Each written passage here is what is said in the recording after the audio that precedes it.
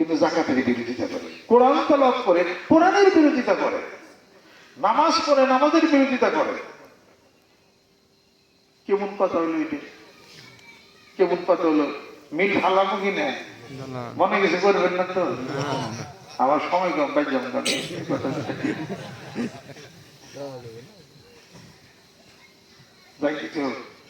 কেমনে শুনেন, কেমনে কনসেপ্ট করতেছে। আলিফ লাম মিম যালিকাল কিতাবু লা রাইবা ফীহি হুদাল লিল মুত্তাকিনা আল্লাযীনা ইউমিনুনা বিল গায়ব ওয়া ইউকিমুনাস সালাতা ওয়া মিম্মা রাযাকনাহুম ইউনফিকুন। আলিফ লাম মিম অর্থ আমি আপনি জানি না, আল্লাহ ভালো জানেন। এই কিতাবের মধ্যে কোনো সন্দেহ নাই। তাহলে আল্লাহ পাক যা বলছেন সব সত্য, কোনো সন্দেহ নাই। এই কিতাবে কোরআনের মধ্যে কোনো সন্দেহ নেই। আল্লাহ ফার্স্টে বলতেছে, চ্যালেঞ্জ করতেছে, আলিফ লাম মিম অর্থ কও, পারেন? পারেন না। এই কিতাবে কোনো সন্দেহ নাই। সুবহানাল্লাহ, সুবহানাল্লাহ। তাহলে পরে এই কোরআন যিনি তেলাওয়াত করলেন তিনি অবশ্যই জানেন এই কিতাবে কোনো সন্দেহ নাই। তাহলে এই কোরআনের মধ্যে কোন কোন কথা, তার মধ্যে কোনো সন্দেহ নাই। যত কথা আছে কোনো সন্দেহ নাই। আল্লাহ পাক কি বলছেন? যাকাত আদায় করো, তাই না? তুআদ্দিস যাকাত, যাকাত আদায় করো। যাকাত আদায় করার কথা বলছে। শুনেন, যে কোনো সরকারি হোক যাকাত কি আদায় করে না? যাকাত বোর্ড গঠন করছে, যাকাত আদায় করে না। যদি যাকাত সরকার আদায় করতে ধনী মানুষদের নিকট থেকে, আমাকে বাংলাদেশে গরিব থাকতো না, থাকতো না। সুবহানাল্লাহ, গরিব থাকতো না। যখন এই কথা বলবেন তখনই একটা সমস্যা হয়ে যায়। কোরআন পড়বো সব, কোরআন থাকবে আলমারিতে, কোরআন থাকবে মসজিদে। কোরআন কেন? কোরআনের আইন কেন সমাজে? কোরআনের আইন কেন স্কুল কলেজে? কোরআনের আইন কেন অফিসে? কোরআনের আইন কেন লেজিসলেশনে? কোরআনের আইন কেন অ্যাডমিনিস্ট্রেশনে? এটা তারা মানতে নারাজ। কোরআন পড়বে কিন্তু কোরআনের আইন বাস্তবের কথা বলতে গেলে কোরআনের বিরোধিতা করবে। এবার কি মিলছে?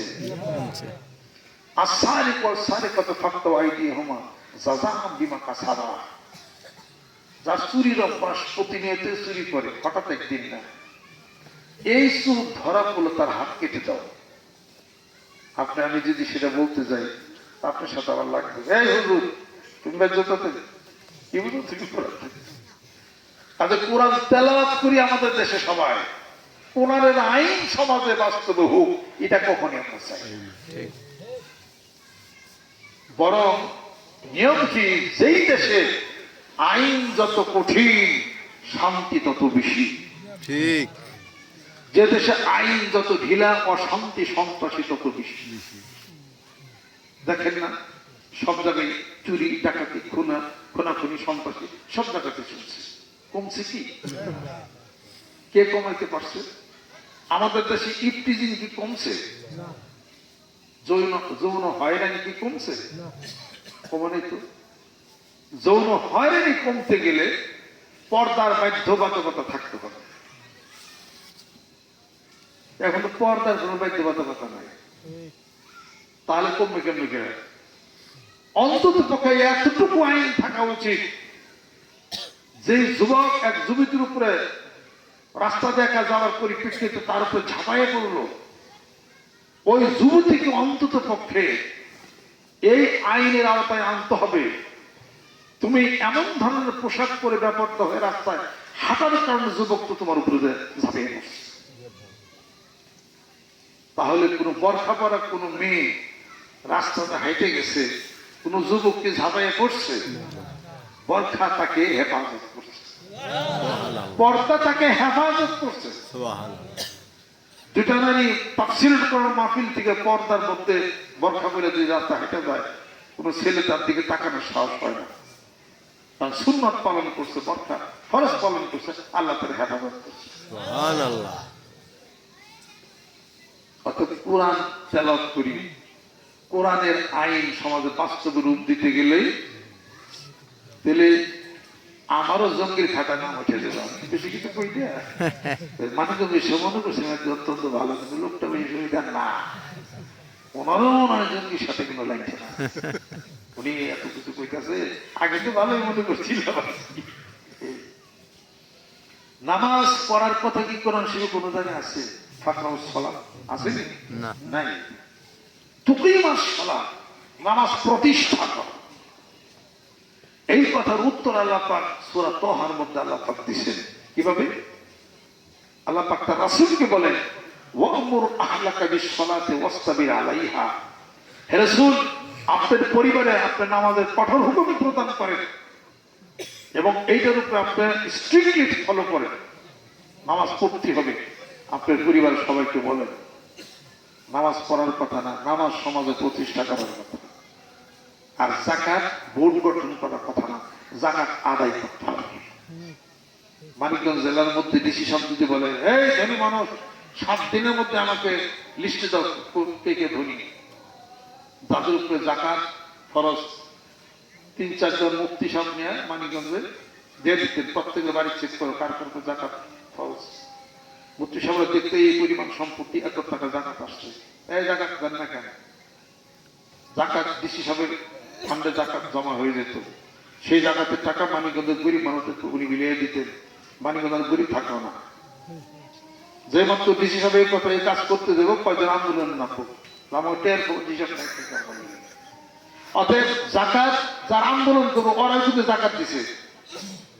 কিন্তু সমাজে যদি রাষ্ট্রীয় ভাবে যদি এটা আইনটাকে যদি বাস্তবে রূপ দেওয়া যায়, তাহলে এটার বিরোধিতা মানুষ করবো।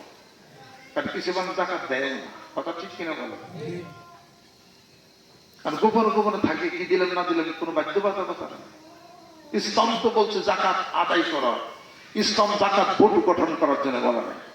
সরকার তো যাকাত বোর্ড গঠন করছে, সব সরকারের কথাই বলি আমি, বিগত সরকার এবং এখন সরকার এই যাকাত বোর্ড গঠন করা বলে না।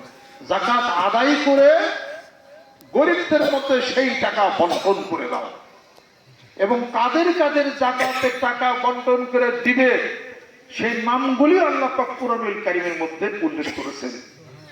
ফকির, মিসকিন, ওয়াল মুআল্লাফাতি কুলুব, যারা ধর্ম প্রচার করতেছে নিঃস্বার্থভাবে, ওয়াল আবিরি সাবিল, যার যে ধনী মানুষ কোথাও সফরে যায়, কোথাও বাড়ি থেকে গেছে, রিক্ত হস্ত হয়ে পড়ছে, ওই সময় তার টাকা পয়সা নাই, তখন তারা যাকাতের টাকা দেওয়া যাবে।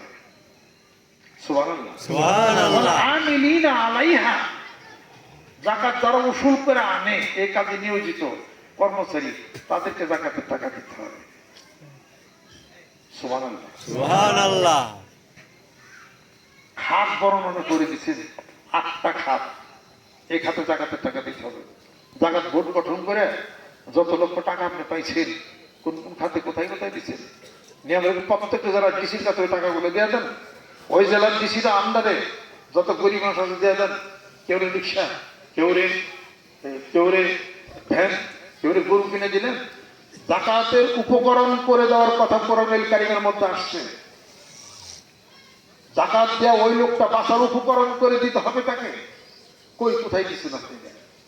এখন যাকাত আদায় করা হয় যে অমুক ধনী মানুষ, কোটিপতি মানুষ, এবার সে এলাকার সবাই রে লুঙ্গি আর গেঞ্জি দেবে যাকাত আদায়ের জন্য। তারা কেন শিখে আপনার ধনী মানুষ আপনাদের সেই যে দেবেন যে 5-7 জন মরে গেল না, মানুষের পায়ের পিষ্ট হয়ে। কথা ঠিক আছে না? কথা ঠিক আছে। ওই ধনী মানুষ যার উপরে যাকাত ওয়াজিব হয়েছিল, সে যদি তার এলাকায় তার গ্রামে যদি 1-2টা যদি হালের বলদ কিনে দিত কাউকে, 1টি চীনা বাদাম ব্যবসা করার জন্য কাউকে যদি 10,000 টাকা দিয়ে দিত, অথবা 20টা রিক্সা যদি কিনা দিত, আলো ওই গরিব মানুষটা চীনাবাদাম বিক্রি করে রিক্সা চালাইয়া তার সংসারে চালাইতে পারতো। যেরকম একটা দুইটা কাপড় দেয়া জাকাত আদায় করে এটা সমাজের বুকে কোনো উন্নতি সাধন হবে না বন্ধুরা, কথা ঠিক কিনা? ঠিক। এই কথা আমিও যদি কইবার যাই বলবো যে উনি আগে ভালো ছিল, বয়ন টয়ন করতে শুনতাম, উনি আর পেঁয়াজের মধ্যে হইটা গেছে। কেন বলে টাকা টোকা দিচ্ছে উনি ইসলাম আন্দোলনের কথা কথা ইসলাম আন্দোলনের কথা আমি কই না, কোরআন কয়, নাকি আদি ছিল পায়। অতএব বলবেন আপনারা যারা আছেন ধনী পুঁজিপতি মানুষ, মানিকগঞ্জ আমিও বলছিলাম যে আমি ধনীদের কাতারে আমার একটা নাম আছে, যারা যারা আছে একসাথে হইয়া গরিব ছেলে পেলে যারা অনেক সময় একটা খাবার নেয়, চুরিদারি করে, কিছু চিন্তাই করে। কেন চুরি করে? ও তো নাই, অত অভাব, ও চিন্তা করে অত অভাব, ওর একটা কিছু করে ফিরে দিই। যারা যারা ধনী মানুষ আসছে আমার প্রস্তাব আগে নেই, কি চাইছে সব, তাহলে আমি একলা আসছিলাম। আমি কইছি আমি 10টা রিক্সা কিনে দিই, আমার কাছে কেউ বললেন না, আমি একলা বসছি, একলাই চলতে আমি যদি ব্যক্তিগত উদ্যোগ নিতে পারি, সরকার উদ্যোগ নিলে পরে আরো পারবো কিনা যেরকম সেই সরকার দরকার যে কোরআন তেলাওয়াত করবে, কোরআনের আইন অনুশাসন সংসার জীবনে, পারিবারিক জীবনে, রাষ্ট্রীয় জীবনে, ধর্মীয় জীবনে, অফিস আদালতে কোরআনের হুকুমের বাস্তবে রূপ দিবে। আল কোরআনের আলো ঘরে ঘরে জ্বালো, আল হাদিস শরীফের আলো ঘরে ঘরে জ্বালো, দয়াল নবীর শত্রুরা হুঁশিয়ার সাবধান। স্লোগান ঠিক আছে? ঠিক আছে। ওই আগের রস পরের রস তো হুজুর মিল না, ওটা কোন ধরনের জানি কোন ধরনের, সব ধরনের কথা আমি কই। আলহামদুলিল্লাহ। আমি কথা সব ধরনের কই। মোট কথা আমি কোরআনকে ভালোবাসি তো, রাসূলকে ভালোবাসি। অত এই জজরা আমার নাই, জজরা সব হুজুরের মধ্যে আছে।